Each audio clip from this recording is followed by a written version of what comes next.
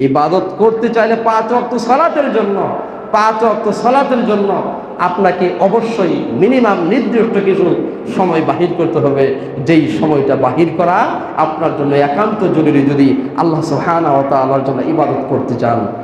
সম্মানিত মুসল্লিয়ানে কেরাম, ইবাদত অবসর হওয়ার, আমরা অবসর হতে চাই, অবসর ইবাদত করতে চাই, কিন্তু অবসর ইবাদত করতে চাই তার কিছু দিক আপনাদের কাছে সামনে আমি বিশ্লেষণ করবো, তার কিছু দিক আপনাদের সম্মুখে আমি উল্লেখ করবো। সম্মানিত মুসলিম কেরাম, অবসর হওয়ার দিক থেকে বেশ কিছু দিকের মধ্যে 1 নম্বর যেই দিকটা আমি আপনাদের সম্মুখে আলোচনা করব তা হলো, অবসর হওয়ার দিক থেকে 1 নম্বর হলো, যেই কোনো ইবাদত করতে গেলে, যেই ইবাদতটা আমি করব সেই ইবাদতের ক্ষেত্রে আমাকে দুনিয়ার সমস্ত কাজ ফেলে রেখে, দুনিয়ার সমস্ত কাজ ছেড়ে দিয়ে ইবাদতকে 1 নাম্বার পয়েন্টে রাখা, 1 নাম্বারে রাখতে হবে। আপনি ইবাদত করবেন আর ইবাদতটা সবার শেষে রাখবেন, আর নিজের ব্যক্তিগত পারিবারিক ব্যবসা বিশ্লেষণ সমস্ত কিছু আপনার আগে থাকবে। আপনাকে যদি জিজ্ঞেস করা হয় আসেন নামাজে আসেন, আপনি বলেন কি হুজুর ব্যবসাতে ব্যস্ত আছি, বা আপনি বলেন যে একটু দোকানপাটে মানুষ নেই, এখন মসজিদে কিভাবে নামাজে যাব, মানে অজুহাতের তো শেষ নেই। সেই জন্য আল্লাহ সুবহানাহু ওয়া তাআলা এই বিশ্বনবী মুহাম্মদ সাল্লাল্লাহু আলাইহি ওয়াসাল্লাম বর্ণনা করেছেন যে না, 1 নাম্বার হবে তোমার ইবাদতের ক্ষেত্রে, তোমার 1 নাম্বার হবে কি, দুনিয়ার যাবতীয় কাজকে ফেলে রেখে দিয়ে, দুনিয়ার যাবতীয় কাজকে ফেলে রেখে দিয়ে 1 নম্বরে আল্লাহ সুবহানাহু ওয়া তাআলার ইবাদতকে প্রথমে রাখতে হবে। তাহলে বোঝা যাবে ইবাদতের ক্ষেত্রে তুমি আল্লাহকে সময় দিলে, ইবাদতের ক্ষেত্রে তুমি আল্লাহকে সময় দিলে, তাহলে বোঝা যাবে। সম্মানিত মুসলিম কিরাম, ইবাদতের ক্ষেত্রে আমাদের আল্লাহর জন্য সময় বাহির করতে হবে। বাহির করা এটা একান্ত জরুরি, কেননা আল্লাহ সুবহানাহু ওয়া তাআলা কুরআনুল কারীমের অসংখ্য আয়াত এবং বিশ্বনবী মুহাম্মদ সাল্লাল্লাহু আলাইহি ওয়াসাল্লামের অসম্ভব হাদিসে উল্লেখ করে দিয়েছেন যে তোমাদের মধ্যে ওই ব্যক্তি বুদ্ধিমান, যেই ব্যক্তি তার সময় হওয়ার সাথে সাথে, যে কোনো ইবাদতের সময় হওয়ার সাথে সাথে মসজিদে চলে আসে। যে কোনো একটা ভালো কাজ রাস্তা দিয়ে যাচ্ছিল, এমন সময় হঠাৎ করে খারাপ একটা বিশাল বড় একটা পাথর রাস্তার মধ্যে পড়ে আছে, সেই পাথরটা সুন্দর করে রাস্তার এক পাশে রেখে দেওয়া, মানুষের সাথে উত্তম আচরণ করা, মানুষের সাথে উত্তম ভাষায় কথা বলা, মানুষকে সহযোগিতা করা, এগুলো বিশ্বনবী মুহাম্মদ সাল্লাল্লাহু আলাইহি ওয়াসাল্লাম বলছেন এটা হলো ইবাদত। এই কাজটি করার জন্য নির্দিষ্ট একটা সময় আপনাকে সবার আগেই বাহির করতে হবে। এটা 1 নম্বর পয়েন্ট হলো যে ইবাদতের জন্য অবসর সময় বাহির করার 1 নম্বর দিক হলো আপনাকে নির্দিষ্ট একটা সময় বাহির করতে হবে সমস্ত দুনিয়ার সমস্ত কাজকে ফেলে রেখে দিয়ে। 2 নম্বর হলো আগ্রহী হওয়া। এমন একটা ইবাদত আমি করব যেই ইবাদতের মধ্যে আগ্রহ থাকতে হবে। অনেকেই দেখা যায় এই নামাজে আমরা আসি, কিন্তু আসার পরে নামাজ কোনো রকম পরে বাহির হতে পারলে বাঁচি আমরা, এমনটা মনে হয়। কিন্তু আগ্রহ, নামাজ যে আমি পড়ছি বা যে কোনো একটা ভালো কাজ যে আমি করি, এটা তো লোক দেখানো যদি থাকে, যে মানুষ দেখুক আমি একটা নামাজ পড়ছি, বা মানুষ দেখুক আমি একটা ভালো কাজ সমাজের মধ্যে করছি, মানে মানুষকে দেখানোর জন্য, মোট কথা কি মানুষকে দেখানোর জন্য যে কোনো একটা কাজ করা, এইটা কিন্তু মূলত কাজ হবে না। কারণ মানুষকে দেখানোর জন্য যদি আপনার আমার কাজ হয়, কিয়ামতের দিন কি হবে, যেই কাজটা আপনি করবেন, যেই কাজটা আমি করি, কিয়ামতের দিন আল্লাহ বলবেন তুমি কি দান করেছিলা, তুমি কি দান করেছ, তুমি কি আলেম হয়েছ, তুমি কি হজ করেছিলা? তখন বলবে কেন করেছো তুমি? তখন বলা হবে আল্লাহ সবকিছু আপনার জন্য করেছি। তখন ওই ব্যক্তি কি আল্লাহ বলবেন কাযযাবতা, তুমি মিথ্যা বলছো, তুমি হজ করেছো, লোকেরা তোমাকে হাজি ডাকবে, তুমি দান করেছো, লোকেরা তোমাকে দানশীল বলবে, সমস্ত মানুষের সামনে এই টাকা দিয়েছো তো মানুষ তোমাকে দানশীল বলবে, মানুষকে দেখানোর জন্য দান করেছো। তারপর তুমি যত কাজগুলো তুমি করেছো, সমস্ত কাজগুলো তুমি কেন করেছো? মানুষকে দেখানোর জন্য তুমি করেছো। মানুষকে দেখানোর জন্য কাজ করা কিয়ামতের দিন এই চিরস্থায়ী জাহান্নামী হওয়া, এটা রাসূল সাল্লাল্লাহু আলাইহি সাল্লামের হাদিস থেকে প্রমাণিত। সম্মানিত মুসলিম কেরাম, 2 নম্বর কি আগ্রহ থাকতে হবে। আমি নামাজে আসছি, ওই আমাকে মানুষে ফোন দিয়ে একজন মানুষ আপনার সারাদিন আমার পিছনে যদি আপনি লেগে থাকেন, আমি কোন সময় নামাজে আসবো না আসবো, এই চিন্তা চেতনা নিয়ে সলাতে আসা কোনো মানে হয় না। কারণ একদিন, 2 দিন, 10 দিন, 20 দিন, 50 দিন পর্যন্ত হয়তো আপনাকে শুরুতে আপনার সলাতের জন্য আহ্বান, বিভিন্ন ভালো কাজের জন্য আহ্বান করা যেতে পারে, কিন্তু তার মানে এটা না যে আপনার পিছনে লেগেই থাকতে হবে। আপনার পিছনে লেগে না থাকলে আপনি সলাৎ ভুলে যাবেন। সম্মানিত মুসল্লিয়ান কেরাম, যেই আগ্রহটা কেমন, বিশ্বনবী মুহাম্মদ সাল্লাল্লাহু আলাইহি সাল্লাম বলেন, সাবআতুন ইযিল্লুহুমুল্লাহ ফি দিল্লিহি লা দিল্লা ইল্লা দিল্লুহু ইয়াউমাল কিয়ামাহ। বিশ্বনবী বলছেন, কিয়ামতের দিন 7 প্রকার মানুষ যারা আল্লাহ সুবহানাহু ওয়া তাআলার আরশের নিচে ছায়া পাবেন। সেই 7 প্রকার মানুষ যারা আল্লাহ সুবহানাহু ওয়া তাআলার আরশের নিচে ছায়া পাবেন, এই 7 প্রকার লোক ব্যতীত অন্য কোনো মানুষ এই আরশের নিচে ছায়া পাবেন না। আল্লাহ নবী মুহাম্মদ সাল্লাল্লাহু আলাইহি সাল্লাম বলছেন, সেই 7 প্রকার লোক: ইমামুন আদিল, ন্যায়পরায়ণ শাসক, যারা দুনিয়ার মধ্যে যারা ন্যায়পরায়ণ, যারা হকপন্থী কথা বলতো, যারা সেই আরশের নিচে ছায়া পাবে। 2 নাম্বার, শাব্বুন নাশা ফি ইবাদাতিল্লাহ, ওই সমস্ত যুবক, যেই সমস্ত যুবকরা ছোট থেকে বড় অবস্থায় আল্লাহর শরীয়তের মেনটেন করে বড় হয়েছে। কোন সমস্ত ছেলেপেলে যারা ছোট থেকে নিয়ে, যারা ছোট থেকে একটা লেবাসের মধ্যে, ছোট থেকে যারা আল্লাহ সুবহানাহু ওয়া তাআলার দ্বীনের উপরে যারা মানুষ হয়েছে, বিশ্বনবী বললেন ওই সমস্ত মানুষগুলো কিয়ামতের দিন আল্লাহ সুবহানাহু ওয়া তাআলার সেই আরশের নিচে ছায়া পাবে। তারপর কি? তৃতীয় হলো রাজুলুন কলবুহু মুআল্লাকুন লিল মাসাজিদা, ওই তৃতীয় প্রকার হলো ওই সমস্ত মানুষ, রাজুলুন কলবুহু মুআল্লাকুন লিল মাসাজিদ, ওই সমস্ত মানুষ, যেই সমস্ত মানুষরা সালাত আদায়ের পরে, জোহরের সালাত, জুমার সালাত আদায়ের পরে বাসায় যায়, বাসায় যাওয়ার পরে আসরের সালাতের জন্য প্রস্তুতি গ্রহণ করে। কোন সময়? আসরের সালাতের ওয়াক্ত হবে, আজান হবে, আসরের সালাতের জন্য মসজিদে আসবে।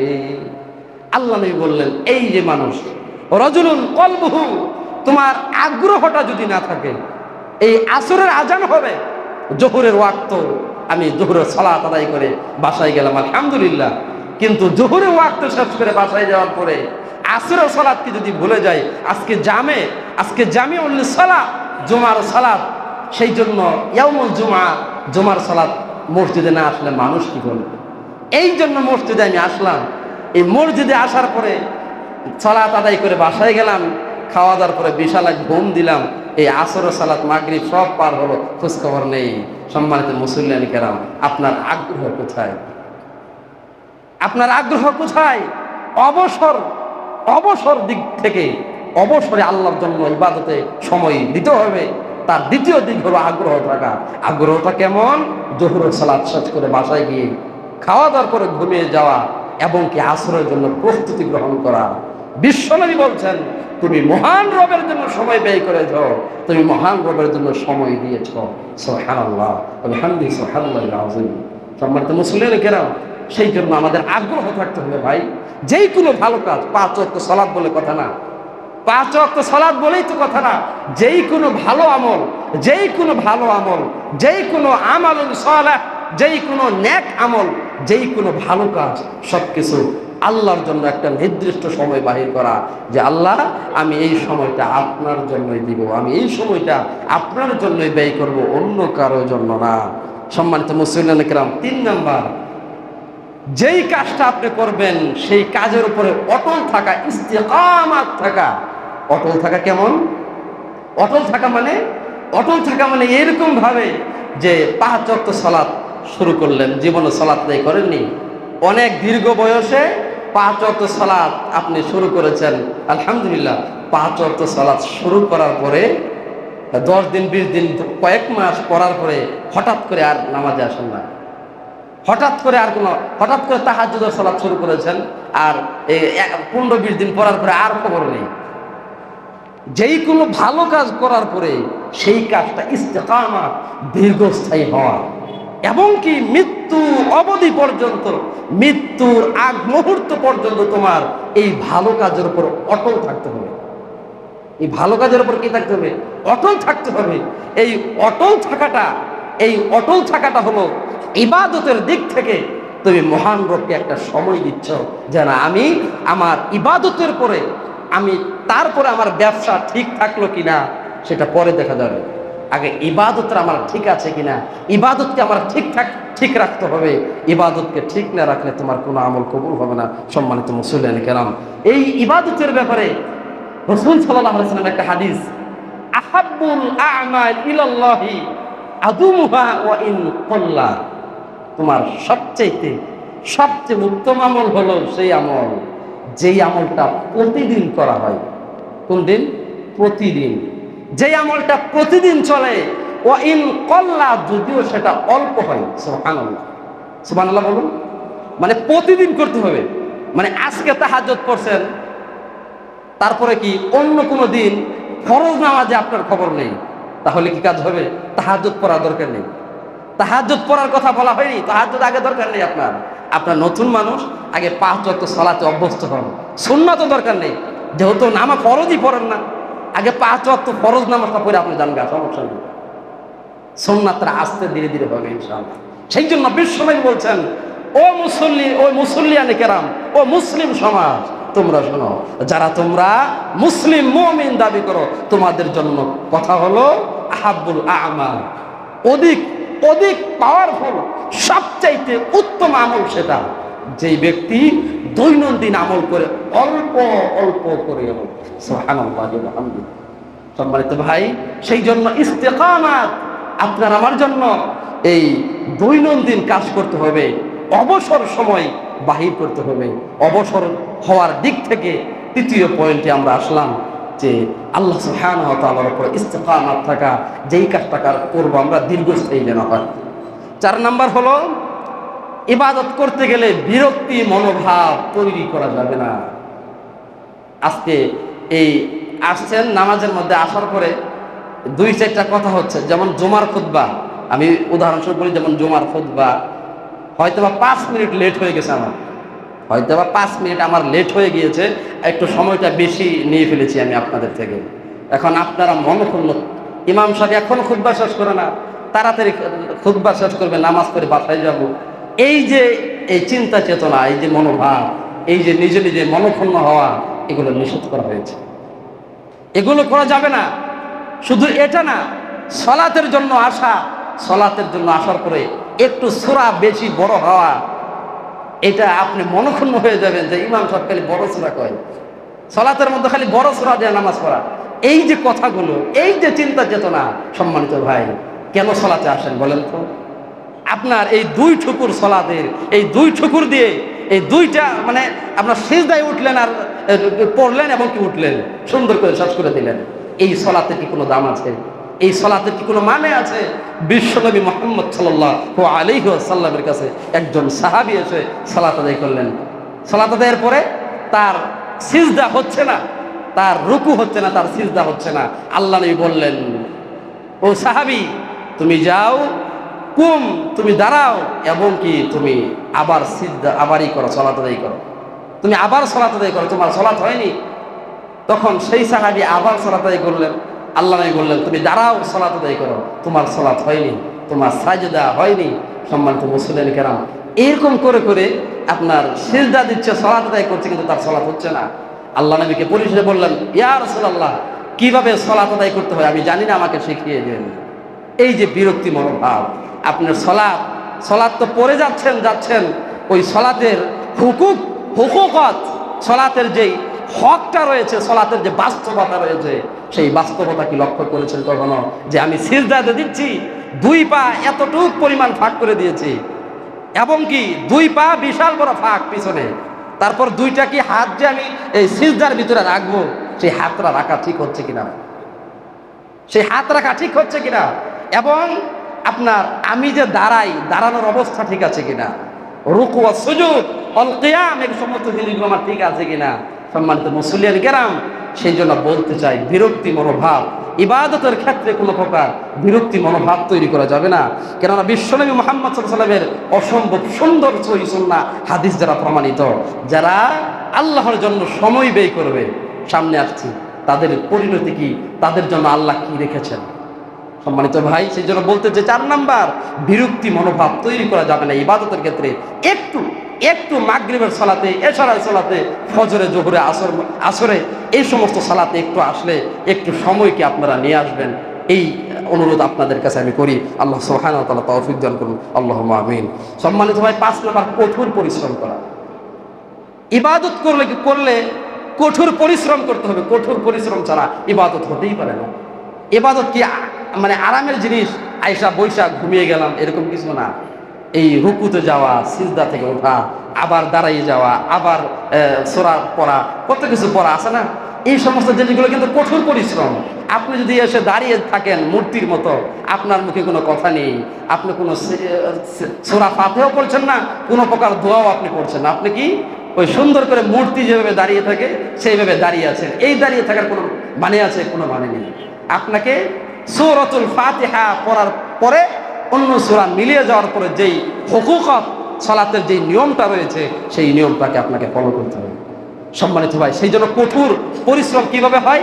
কঠোর পরিশ্রম হয় সালাতের পরে আস্তাগফিরুল্লাহ পড়া, আল্লাহু আকবার বলার পরে 3 বার আস্তাগফিরুল্লাহ পড়ার পরে বিভিন্ন দোয়া, জিকির, আজকারে ব্যস্ত থাকা, এটার নাম কঠোর পরিশ্রম। কঠোর পরিশ্রম ফরজ সালাত শেষ করে দৌড় দিয়ে বাসার দিকে রওনা দেওয়া কঠোর পরিশ্রম না। কঠোর পরিশ্রমের শেষ আছে। কঠোর পরিশ্রম এটাও না ফরজ সালাত শেষে এই 30 সেকেন্ডে মুনাজাত দিয়ে শেষ করে দিলাম, এটাও কঠোর পরিশ্রম না। কঠোর পরিশ্রম সেটা ফরজ সালাতের পরে 2-5 মিনিট পর্যন্ত বসে জিকির ও আজকার আর দোয়া ও তাদাব্বুর, বিভিন্ন রকমের চিন্তা চেতনা আল্লাহ সুবহানাহু ওয়া তাআলার জন্য বিভিন্ন দোয়ার মন মানসিকতা তৈরি করা, এইটার নাম কঠোর পরিশ্রম। সম্মানিত মুসল্লিয়ান কেরাম, 6 নাম্বার যে কথা বলবো, সালাত আদায়ের ক্ষেত্রে ভালো কাজ করার পরে যদি আপনি শান্তি অনুভব না করেন, তাহলে সেটা কোনো ভালো কাজই হতে পারে। ভালো কাজ করা কেমন, শান্তিটা কেমন বুঝিয়ে দিচ্ছি আপনাকে। শান্তি এই জিনিস, রাস্তা দিয়ে যাচ্ছিলাম, হঠাৎ করে দেখি আপনার একজন মানুষ অ্যাক্সিডেন্ট করেছে রাস্তার মধ্যে, দেখি কোনো একটা লোক তাকে নিচ্ছে না, কোনো একটা লোক তাকে রক্ষা করছে না, কোনো একটা লোক আসতেছে না, বাহির থেকে খালি দৌড়ে দৌড়ে দেখতেছে। সম্মানিত মুসলিয়ান কেরাম, ওই সময় ওই ব্যক্তিকে আপনি হসপিটালে হতে পারে, ওই ব্যক্তিকে সমাধা করে দিয়ে, যেই ব্যক্তি অ্যাক্সিডেন্ট করেছে একটা ফাইসালা করে দেওয়া, এক ব্যক্তি সাফল্যমণ্ডিত, আরেক ব্যক্তি বিপদ থেকে রক্ষা পাওয়া, এই যে কাজটা সমাধা। এছাড়া কত কিছু আছে না। একটা ভালো কাজ করার পরে যেমন মসজিদ ঝাড়ু দেওয়া, আজান দেওয়া, তারপরে কি একজন ভাই 2 ভাইয়ের মধ্যে বিশাল বড় তুমুল ঝগড়া জাগার সম্পদের কারণে, এখন সমাধা করে দেওয়া, এটা কত বড় শান্তির জিনিস।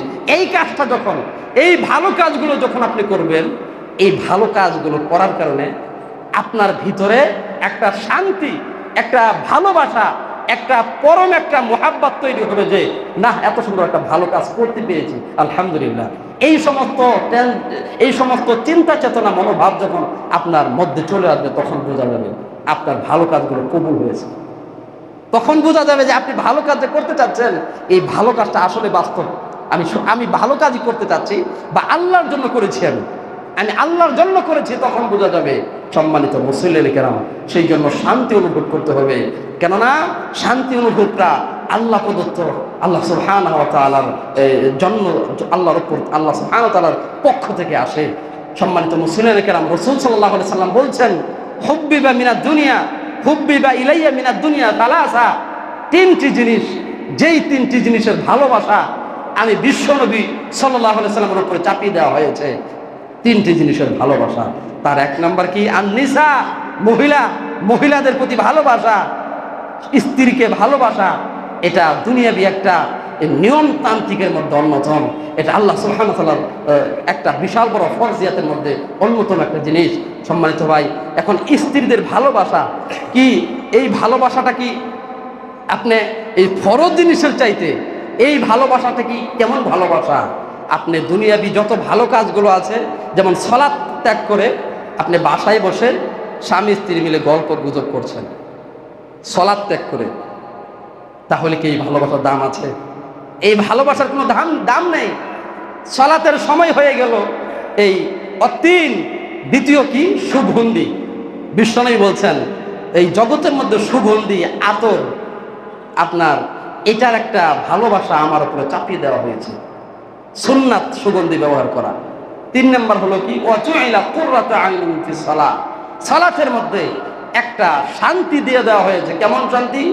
সালাতে কোনো ব্যক্তি যদি আসে, কোনো ব্যক্তি যদি সালাতে আসে, আল্লাহ নবী বলছেন যে ও মুসলিম সমাজ, সালাতের মধ্যে আমি যখন যাই তখন সেই সালাত আদায়ের মাধ্যমে কুররাতু আইনি ফিস সালাত, আমার এই দু চোখ, আমার অন্তরটা আনন্দিত হয়ে যায় সালাত আদায় করার মাধ্যমে। সুবহানাল্লাহ। সম্মানিত ভাই, এই যে 3টা জিনিসের ভালোবাসা, এই যে 3টা জিনিসের ভালোবাসা, বিশ্বনবী বললেন কি সালাত, সালাত নামাজ এগুলো আদায়ের মাধ্যমে আমার অন্তরটা শান্তি অনুভব করে। সুবহানাল্লাহ বলবেন না? আমার অন্তরটা শান্তি অনুভব করে, বিশ্বনবী বলছেন।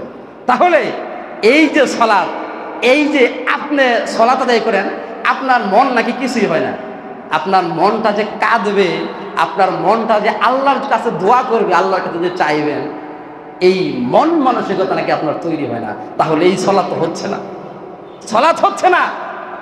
যেই সালাত যতক্ষণ পর্যন্ত মানুষকে আল্লাহর ধ্যান মগ্ন না করতে পারবে আল্লাহর দিকে, যেই সালাত যতক্ষণ পর্যন্ত নিজের পাপ কাজকে কমিয়ে না নিয়ে আসতে পারবে, সেই সালাত আদায় করে মৃত্যুর আগ মুহূর্ত পর্যন্ত জারি রাখলেও আপনার সালাত কবুল হবে না। বিশ্বনবী মুহাম্মদ সাল্লাল্লাহু আলাইহি ওয়াসাল্লাম হাদিস দ্বারা প্রমাণিত। সালাত আদায় করতে গেলে অন্তরে আনন্দ অনুভব করতেই হবে, শান্তি থাকতে হবে, যে না আমি সালাত আদায় করছি, জি আলহামদুলিল্লাহ অনেক ভালো লাগছে, সালাত আদায় করছি অনেক ভালো লাগছে এখন আলহামদুলিল্লাহ। এই যে মন মানসিকতা তৈরি হওয়া, এই মন মানসিকতা তৈরি হলে তাহলে বোঝা যাবে যে আলহামদুলিল্লাহ আমার সালাত কবুল হচ্ছে। সুবহানাল্লাহ বলুন জোরে, একটু বললেন সুবহানাল্লাহ, একটু বললেন আলহামদুলিল্লাহ, এগুলো বললেন একটু। তাহলে এই যে তৈরি হওয়া, আল্লাহ সুবহানাহু ওয়া তাআলার কাছে আমরা চাই আল্লাহ যেন আমাদের যত ইবাদত করি আল্লাহর জন্যই যেন হয়। অবসর হওয়ার দিক থেকে আমার ব্যবসা, আমার সমস্ত কিছু রেখে দিয়ে আমি সালাতের মধ্যে নির্দিষ্ট একটা সময় দিয়ে তারপরে আপনি আপনার জায়গায় চলে যান, কোনো সমস্যা নেই। কেননা আল্লাহ বলছেন ফাইজা কুদিয়াতিস সালাহ ফান্তাশিরু ফিল আরদি ওয়াবতাগু মিন ফাদলিল্লাহ, তুমি সালাতের পরে অন্বেষণ করতে বাহির হয়ে যাও তোমার রবের রিজিকের অনুসন্ধান। কেননা এই রিজিকের মাধ্যমে তুমি তোমার দুনিয়াতে চলছ বা চলবে। সম্মানিত মুসলিম কালাম, 7 নাম্বার যে বিষয়টা বলবো সেটা হলো একেবারে ইবাদতের ক্ষেত্রে গভীরে চলে যাওয়া। সেটা কেমন? গভীরে চলে যাওয়া মানে ইবাদতটাকে এত ভালোবাসতে হবে, এত পরিমাণ ভালোবাসতে হবে, এত পরিমাণ মহাব্বত করতে হবে ইবাদতকে, যে আল্লাহ এই ইবাদতে গভীরভাবে ঢোকার মাধ্যমে আপনি স্বাদ পাবেন কিসের? আল্লাহ তাআলার স্বাদ পাবেন, বিশ্বনবী মুহাম্মদ সাল্লাল্লাহু আলাইহি ওয়াসাল্লামের ভালোবাসার স্বাদ পাবেন, যে মুসলিম হয়েছেন, মুমিন হয়েছেন। এই মুসলিম মুমিন হওয়ার দরুন আপনি একটা অন্তরের মধ্যে একটা প্রশান্তি লাভ করবেন, যে না আল্লাহ তুমি অনেক নাজাত দিয়েছ, আজকে মুসলিম বলেছেন আমি জাহান্নাম থেকে মুক্তি পাবো। কেননা আপনাকে বুঝিয়ে দিচ্ছি আমি, দেখেন আল্লাহ নবী বলছেন সালাসুমান কুল্লা ওয়াজাদা বিহিন্না হালাওয়াতাল ঈমান। ও মুসলিয়ান কেরাম, ও মুসলিম সমাজ, দুনিয়ার মুমিন মুসলিম তোমরা শোনো, যেই ব্যক্তির মধ্যে সালাসুমান কুল্লা ওয়াজাদা, যেই ব্যক্তির মধ্যে 3টা জিনিস পাওয়া যাবে সেই ব্যক্তি দুনিয়ার ইমানের পরিপূর্ণ স্বাদ সে পেয়ে গেল। সুবহানাল্লাহ। তার মধ্যে 1 নম্বর কি? যেই ব্যক্তি আইয়াকুন আল্লাহ ওয়া রাসূলুহু আহাব্বা ইলাইহি মিম্মা সাওয়াহুমা, যেই ব্যক্তি দুনিয়াতে আল্লাহ এবং তার রাসূলকে ভালোবাসে। এই দুনিয়াতে কত প্রাচুর্যতা, এই দুনিয়ার কত সম্পদ, এই দুনিয়ার অসম্ভব নিয়ামাতুম মিনাল্লাহ, নিয়ামতের শেষ নেই, কিন্তু দুনিয়ার সমস্ত কিছুর চাইতে যেই ব্যক্তি আল্লাহ এবং আমি রসুল মুহাম্মদ সাল্লাল্লাহু আলাইহি সাল্লামকে সবচেয়ে বেশি ভালোবাসে, ওই ব্যক্তি দুনিয়ার মধ্যে ইমানের পরিপূর্ণ স্বাদ সে পেয়ে গেল। পেয়েছেন কি কখনো? কখনো কি পেয়েছেন? এখনো কি বোঝা যায় যে আমি মুসলিম? আমি মুসলিম হিসাবে একজন খাঁটি একজন মানুষ, আমি মুসলিম হিসাবে আমি চেষ্টা করি, আমার আশা ভরসা আছে জান্নাতে যাওয়ার। কারো বুকের মধ্যে হাত দিয়ে বলতে পারবেন যে না আমার একটা আশা আছে? এরকম কি হয় কারো? হতে হবে তো, এরকম না হলে তো এই মুসলিম ঘর লাভ নেই। এরকম হতে হবে, বুকের মধ্যে হাত দিয়ে বলতে হবে যে না আল্লাহ আমি আশাবাদী, তবে পাপ কাজ হয় না এটা না, পাপ কাজ হয়, পাপ কাজ হবে দুনিয়াতে যতদিন থাকবো, পাপ কাজ হবে, এটাই সত্য কথা।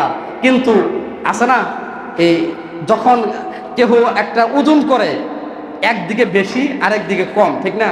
একদিকে বেশি আরেকদিকে কম, রেজাল্ট তো এরকমই। আপনি 100-র মধ্যে 60 পাবেন নাকি 40 পাবেন না 50 পাবেন, কোনটা? এরকম একটা আত্মভরসা আছে না আমার। আমি বলতে পারি যে ওইরকম একটা আত্মভরসা আমার আছে যে না, আমি ইবাদত করছি, আমি আল্লাহর কাছে কত পাইতে পারি, এরকম একটা আশা ভরসা আছে না। আশা ভরসা যদি না থাকে, আপনার ইবাদতের জিরু, আপনার ইবাদতরা কিয়ামতের দিন সে হাবা মানসুরা উড়িয়ে দেওয়া হবে বালুর মতো, আপনার ইবাদতের কোনো মানে থাকবে না। আশা থাকতে হবে, ইবাদত করতে গেলে আশা থাকতে হবে যে আল্লাহ আমি জান্নাতে যেতে চাই, আমি ওই জন্যই কিন্তু নামাজে আসি। আপনি বলছেন মানুষ পড়ে, মানুষ নামাজ পড়ে আমি সেই জন্য পড়ি না, মানুষ নামাজ পড়ে ওই জন্য আমি নামাজ পড়ি তা না। আমি নামাজ পড়ি কেন? আমি নামাজ পড়ি আনতাদখুলুল জান্নাতা রাব্বাকুম, আমি মহান রবের জান্নাতে যেতে চাই, সেই জন্য আমি সালাত আদায় করি। সুবহানাল্লাহ। সম্মানিত মুসলিয়ানে কেরাম, রাসূল সাল্লাল্লাহু আলাইহি ওয়াসাল্লামের 2টা হাদিস বলে শেষ করে দিব আজকের জুমার খুতবা। সম্মানিত ভাই, আল্লাহ নবী মুহাম্মদ সাল্লাল্লাহু আলাইহি ওয়াসাল্লামের এই যে কয়েকটি পয়েন্ট বললাম, যেই পয়েন্টগুলো ইবাদত করতে গেলে তোমার অবসর সময় বাহির করতে হবে, 100% বাহির করতে হবে। আর অবসর সময় আপনি যদি বলেন আমার দোকান বন্ধ করে মসজিদে যাওয়া সম্ভব না, তোমার ব্যবসা নিয়েই থাকো, রাসূল সাল্লাল্লাহু আলাইহি ওয়াসাল্লাম কি বলছে শোনো। সম্মানিত মুসলিমকে আল্লাহ নবী বলছেন, আন আবি হুরায়রা রাদিয়াল্লাহু আনহু قال قال রাসূল সাল্লাল্লাহু আলাইহি ওয়াসাল্লাম ইন্নাল্লাহা ইয়াকুল, নিশ্চয় হাদিসে কুদসি আল্লাহ সুবহানাহু ওয়া তাআলা বলছেন, ইয়া ইবনে আদম তাফাররাগ লি ইবাদাতি, ও আদম সন্তান তুমি আমার জন্য একটু অবসর হও। কি বলছে? আমার জন্য একটু সময় বাহির করো। আমার জন্য সময় বাহির করলে কি হবে জানো?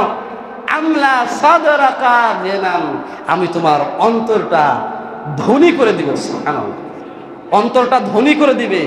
আমার জন্য যদি আদম সন্তান সময় বাহির করো, আমি তোমার অন্তরটা মানে পরিতৃপ্তি করে দিব, ধনী করে দিব। মোট কথা, গনিন শব্দের অর্থ হলো ধনী, আর গেনান আমি তোমার অন্তরকে পরিপূর্ণ ধনী করে দিব। সুবহানাল্লাহ। তারপর কি শুধু কি ধনী করবেন? ও আসুদ্দু ফাকরাকা, তোমার পরিবারে যদি অভাব থাকে, কি থাকে? তোমার পরিবারে যদি অভাব থাকে, অনটন থাকে, তোমার পরিবারের অভাব অনটন আমি দূর করে দিব। জোরে সুবহানাল্লাহ। এই পীর আপনারা সুবহানাল্লাহ বলেন না? একটু জোরে বলেন, আবার বলেন সুবহানাল্লাহ, জোরে বলেন। ও আসুদ্দু ফাকরাকা, তুমি যদি আমাকে স্মরণ করো, তুমি যদি একটু সময় বাহির করো আমার জন্য, আমি তোমার অভাব অনটন দূর করে দিব। আল্লাহু আকবার। সম্মানিত ভাই, শুধু কি তাই? আসেন তারপরে কি, ওয়া ইল্লা তাফআল, যদি না করো তুমি, তাহলে কি হবে? যদি তুমি এটা না করো, আমার জন্য সময় বাহির না করো, তাহলে কি হবে জানো? মালাতু ইয়াদাইকা শুগলান, আমি তোমার 2 হাত ব্যস্ততায় ভরে দিব। 2 হাত ব্যস্ততায় ভরে দিবে। 2 হাত ব্যস্ততায় শুধু ভরে দিবে না, ওয়ালাম আসুদ্দু ফাকরাকা, তোমার অভাব অনটন আমি দূর করে দিব না। আজকে দেখেন না কত হাজার হাজার অফিসার গাড়ি নিয়ে রাতের বেলায় 10 মিনিট হয়তো বা 1-2 ঘন্টা ঘুমানোর সময় তার হয় না। আপনি কি এখনো বোঝেন না কেন? কেন এমনটা হয়? এমনটা হয় বিশ্বনবীর স্পষ্ট চাক্ষুষ হাদিস দ্বারা প্রমাণিত।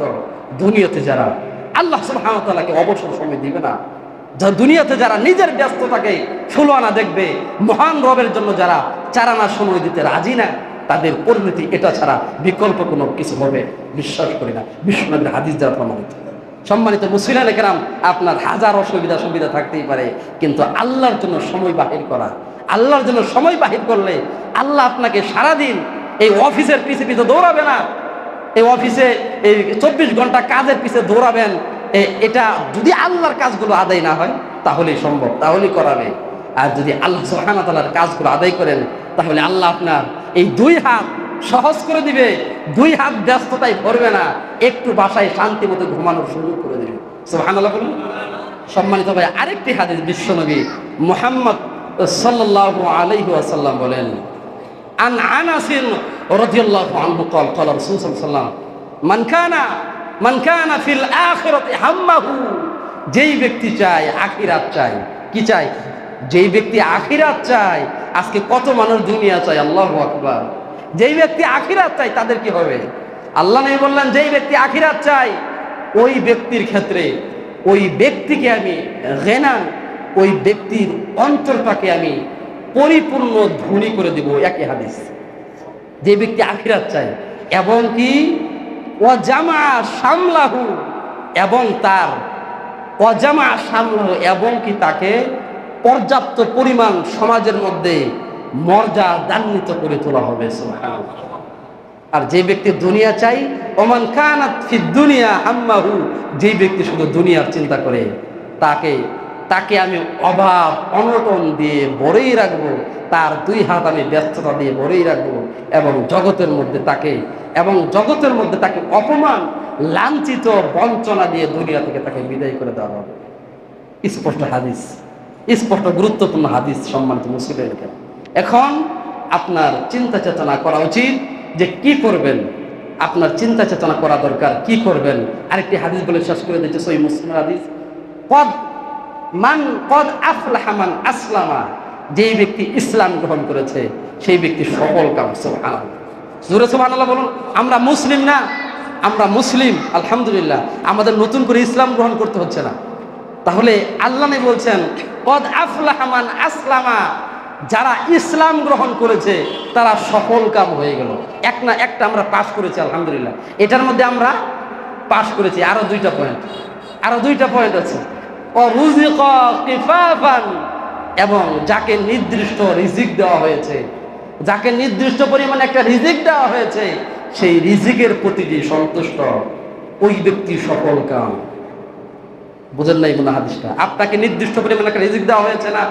আপনাকে নির্দিষ্ট পরিমাণে একটা দুনিয়াতে রিজিক দেওয়া হয়েছে, বা মৃত্যুর আগ পর্যন্ত আপনাকে দেওয়া হবে। এই রিজিক পেয়ে যদি আপনি সন্তুষ্ট থাকেন, বিশ্বনবী বলছেন ওই ব্যক্তিও সফল কাম ব্যক্তি। 3 নাম্বার কি, এই আমরা আলহামদুলিল্লাহ এটাও সন্তুষ্ট যে যেই পরিমাণ রিজিক আল্লাহ দিয়েছেন, আলহামদুলিল্লাহ, কা শুকরুলিল্লাহ আযজা ওয়া জাল্লা, আল্লাহ সুবহানাহু ওয়া তাআলার কাছে শুকরিয়া, আলহামদুলিল্লাহ। 3 নাম্বার কি? 3 নাম্বার হলো কা আন্নাল্লাহা বিমা আতাহু, যেই ব্যক্তিকে আল্লাহ সুবহানাহু ওয়া তাআলা এই যে নিয়ামত দিয়েছে, এই নিয়ামত পাওয়ার পরে যারা শুকর গুজার করে, এই ব্যক্তিও হলো সফল কাম ব্যক্তি। সুবহানাল্লাহ। সম্মানিত মুসলিয়ান কেরাম, এই যে পয়েন্টগুলো, কথাগুলো বললাম, একটু কথাগুলো মনে রাখতে পারলে আমার বিশ্বাস আপনার ইবাদত করে আপনি শান্তি পাবেন, আপনি ইবাদত করে মজা পাবেন, আপনি ইবাদত করে আল্লাহ সুবহানাহু ওয়া তাআলার জন্য একটা আন্তরিক ভালোবাসা আপনার অন্তরে পয়দা হবে। আল্লাহ সুবহানাহু ওয়া তাআলার কাছে আমরা এ তৌফিক চাই, মহান রব যেন আমাদের এই যে ইবাদত করার দিক থেকে অবসর কিছু সময় বাহির করা, আল্লাহ তাআলা আমাদের তৌফিক দান করুন। আল্লাহুম্মা আমিন।